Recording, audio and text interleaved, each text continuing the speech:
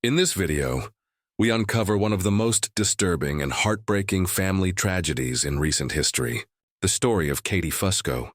Katie was a bright, loving young woman who had just begun to explore who she truly was. Adopted as an infant, she grew up in a caring home surrounded by people who loved her deeply. But as she entered adulthood, curiosity led her to search for her biological parents, a decision that would forever change the course of her life. When Katie reconnected with her birth father, Stephen Platt, it seemed like a long-lost family finally reunited. But beneath the surface of what looked like a heartwarming story was something far darker, something no one could have ever imagined.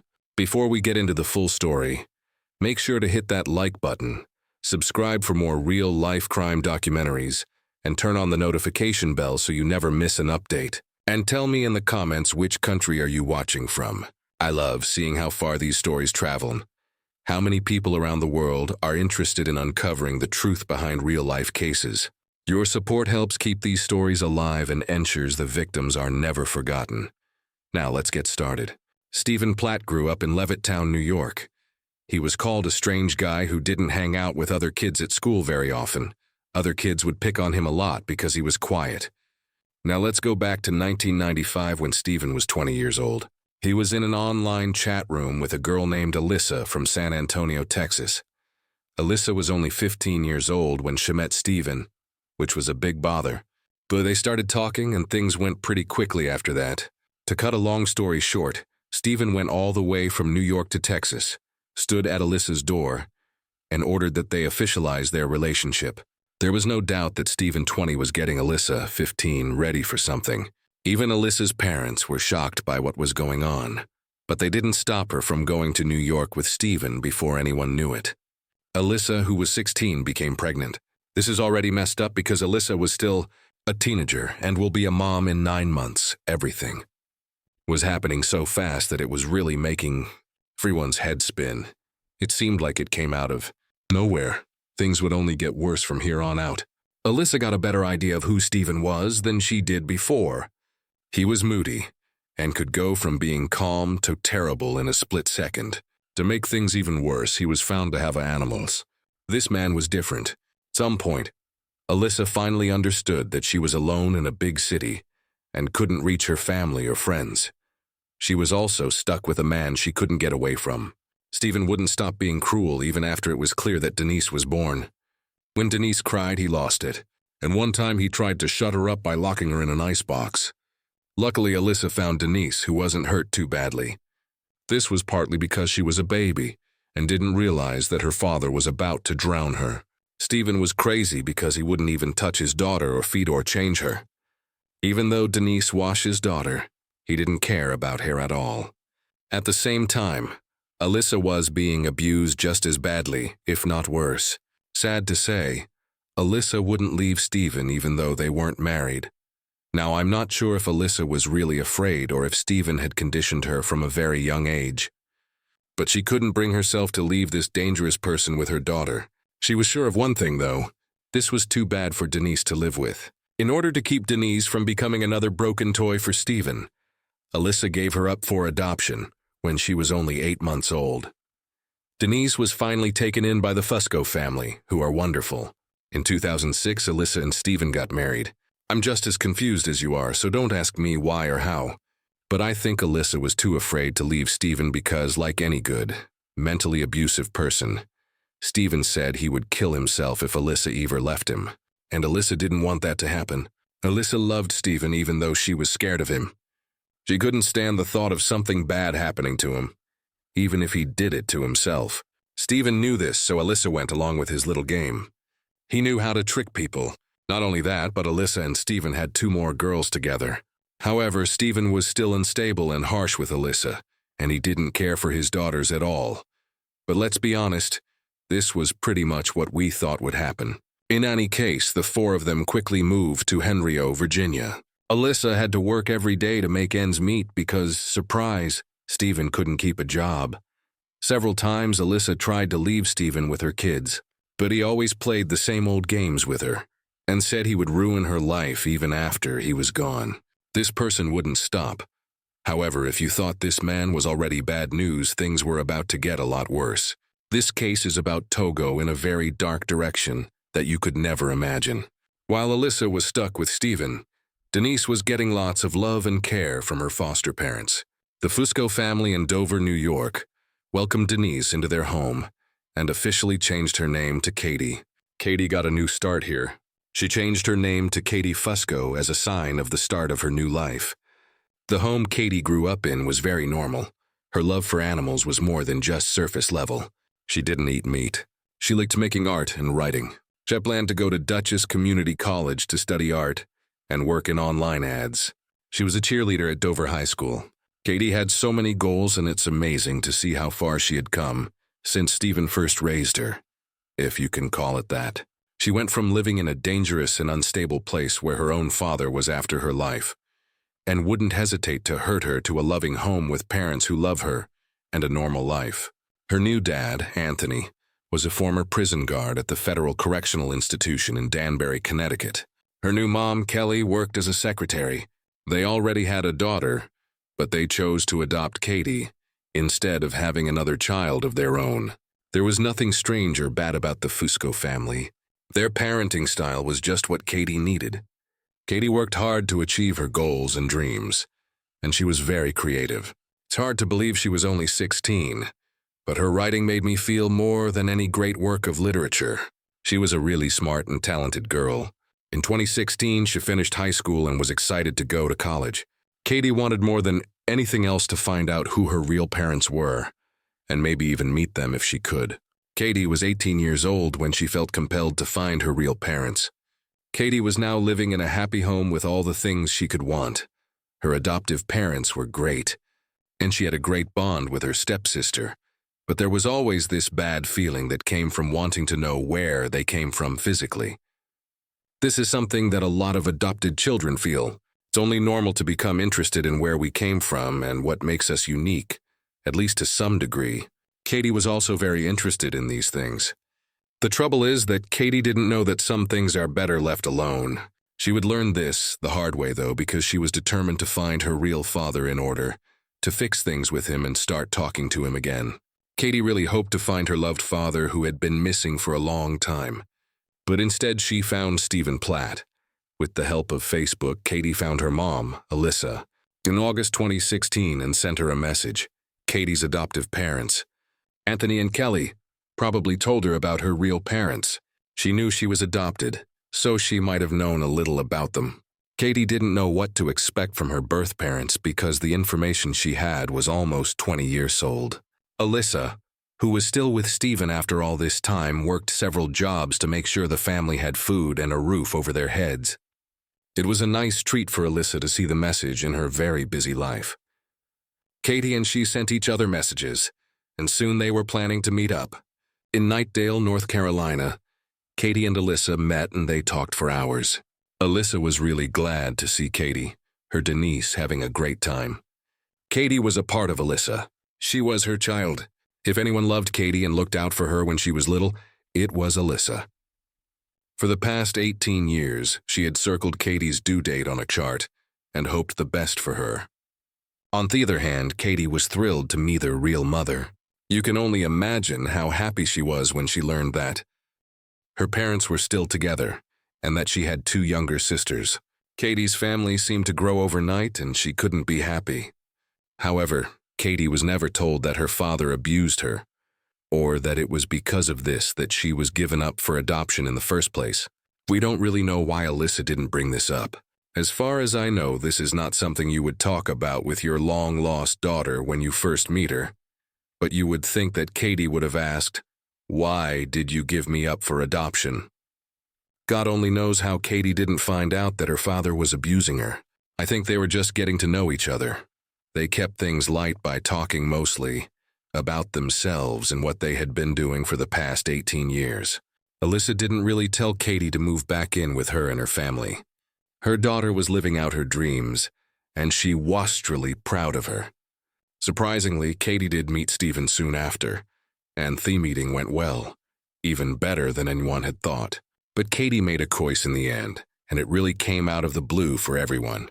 Katie chose to move back in with Alyssa and Stephen, who are her real parents. The foster parents of Katie must have felt like they had been hit in the gut by this. It was all a surprise. It was decided upon by Stephen and Alyssa to take her in, but no one knew that Stephen had much darker plans. Katie had a sudden change of plans that affected her whole life after she met her real parents. In the past, she planned to go to college and work in online ads afterward. She wanted to stop everything and go live with her real parents again. When Katie's new parents heard this, they were shocked. They didn't want Katie to cancel all of her plans and go back to Henrio. The thing is, Katie was 18 years old. Katie could choose for herself, and her parents tried to talk her out of things, but Katie could do what she wanted. No questions asked. It was really hard for her adopted parents to figure out what to do.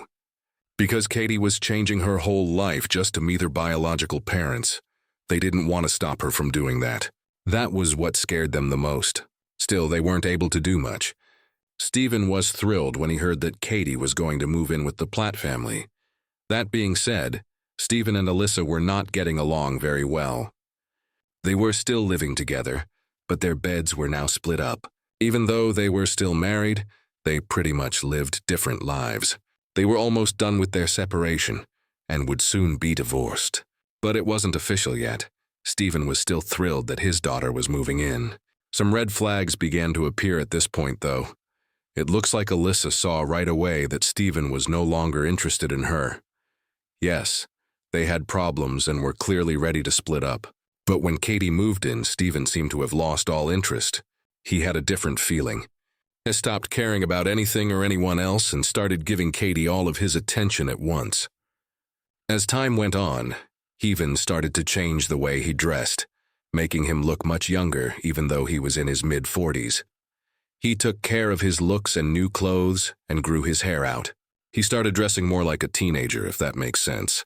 Moving out of his own bedroom and sleeping on the floor of Katie's room was the weirdest thing it did. When Alyssa saw this, she got tears in her eyes because, remember, she still lived in the same house. Stephen even told her off about it, but she didn't believe him. He then left the house with Katie. But the truth is that Stephen and Alyssa still had other children living in this house. Everyone in the family saw this incredibly strange event happen, and it was so hard to understand that everyone just stood there with their heads on the floor. No one knew what to think about this. It was so fair that I don't even know what to say. For some reason, though, you could think that things were still about to get a lot worse. In the end, Alyssa moved out of the Pladl house in November 2016, and she and Stephen shared custody of their 2 girls. The fact that Alyssa moved out made things even worse. I should warn you now that things are about to get really crazy. There were times when Alyssa took her 2 children with her. In May 2017, she read something in her daughter's diary that made her feel sick to her stomach. Stephen and Katie were dating, as this diary note showed. Yes, you heard that right. A father was seeing his own daughter, and Katie was now pregnant with Stephen's kid. Take that in. Alyssa was shocked, so she called Stephen right away to tell him the horrible news. You may also be interested in what Stephen said in answer. He only said, "I thought you knew. We love each other." He said it without anything else in mind, like being in love with his actual daughter was a bad thing. That's the only thing this man is good at, making people crazy for good reason. Alyssa did call the cops on Stephen, but no one was arrested. While that was going on, Katie and Stephen moved in with Stephen's mom in Knightdale, North Carolina. They were planning to get married. Now, I really don't understand how Stephen's mom let this happen because there were so many mistakes and bad decisions in this case. I really don't understand how it all happened. But just when you think things can't get worse, they do. When Alyssa called the cops on Stephen, she felt like she had done her part, and that they would take care of everything. She was surprised again, though. The wedding took place in Parkton, Maryland on 23 July 2017, with Stephen's mom and Katie's adopted parents in attendance. Stephen is 43 years old, and Katie is 20 years old. Katie even shared pictures from her wedding on social media, and it's easy to see that she's pregnant. A father marrying his own daughter was already scary enough, but the fact that both of the bride and groom's parents were happy made it even stranger. It was like this was a normal wedding. I hope they were just putting on a show to avoid making a fuss, but they did make a fuss. From every angle you can think of, this is wrong. It was against the law for these two people to get married. Stephen, on the other hand, was not only mean but also very smart. He told the government that he and Katie are not linked by blood, which sort of made the marriage legal. Even though you're not really legally bound to lie, the paperwork got through and these two were now sort of officially married. Katie's foster parents can't just stand there and smile while this happens, right? Also, Katie is an adult woman of 18 years. How could she let this happen? There was no threat against her, so she wasn't scared like Alyssa was. Katie picked this because she wanted to. But wait, Alyssa told Katie everything before she moved out. She told Katie that Stephen had abused her as a baby, was trying to kill her, and wasn't taking care of her own daughter. Katie didn't seem to care about what Alyssa said, but she did spill everything. She felt like she was talking to a machine. Katie looked like she didn't feel anything, so she probably thought Alyssa was lying. Alyssa was sure that Stephen had something to do with training Katie and making her turn against her own mother, which is so sad. Sounds like a very strange story, but it's true. And things are about to get even stranger. Katie had a baby boy on September 1st, 2017, less than 2 months after the strange wedding. She named him Bennett Pladl. In January 2018, Stephen and Katie were both arrested for obvious reasons. In court, Stephen's lawyer said that their relationship was mutual, and that Stephen was head over heels in love with his daughter, an 18-year-old woman. The lawyer also said that their love outweighed the issue of them being biologically related. Please forgive me, that's not even close to what this is about.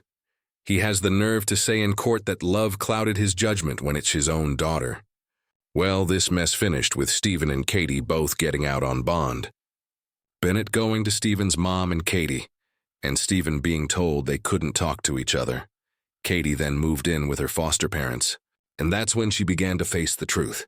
Now that everything was over, Katie finally got it together. She called Stephen and told him she wanted a divorce right away. Stephen did not like hearing this, though. He didn't want Alyssa or Katie to leave. Stephen turned red when Katie got away from him for good. He most likely thought that Katie's foster parents had successfully brainwashed her. But we all know that wasn't true. Stephen had thought of a plan before the terrible events of April 11th, 2018.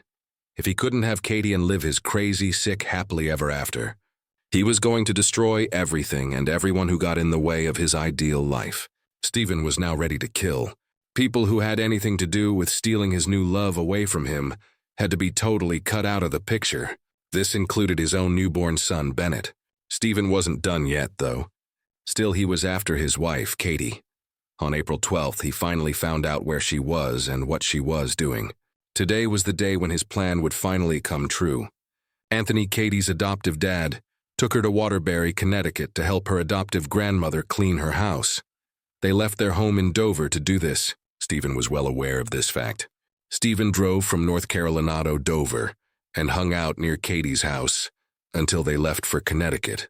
Things like this were caught on CCTV. Katie and Anthony are going down a pretty busy road. Stephen is driving a Honda minivan right behind them. More scary was the fact that he had a gun. His gun was loaded and in the passenger seat. He was waiting for the right time to attack, and he did so within minutes. Anthony slowed down at a stop sign at the point where Route 7 and Route 55 meet. He and his friend were on their way to New Milford, Connecticut. Stephen pulled up next to them at the stop sign and started shooting into Anoni's car, hitting his daughter Katie and her dad Anthony. People who were there said it was quiet for 1 minute, and then they heard loud banging at the crossing. When the noises stopped, the minivan drove off into the distance. The police and emergency services were called, and when the cops and paramedics got close to the car, they couldn't say a word. Katie and Anoni's bodies were found slouched in the seats, and there were bullet holes all over the floor of the car. That just proves Stephen's attack was crazy and didn't care about anyone else. He wanted to make sure he didn't miss his goal, which he did. At the time, though, the cops didn't know that Stephen Pladl was behind it. They still had a lot of questions. No one knew who was so meant to attack two people. Anyway, that was until they got another 911 call. This time, it was Stephen's mom calling, and she was crying the whole time. She had gotten a call from Stephen, and he told her everything. How he killed everyone. Stephen's mom called the cops right away, and they sent a team to her house. As soon as they got there, though, they saw that Stephen wasn't there. He seemed to be running away, Well, 18 miles from where Anthony and Katie's dead bodies were found in their car. A silver minivan was found in Dover. When the cops arrived, they saw a man inside the car who had hurt himself. He had the gun that was used on Anthony and Katie in his hand.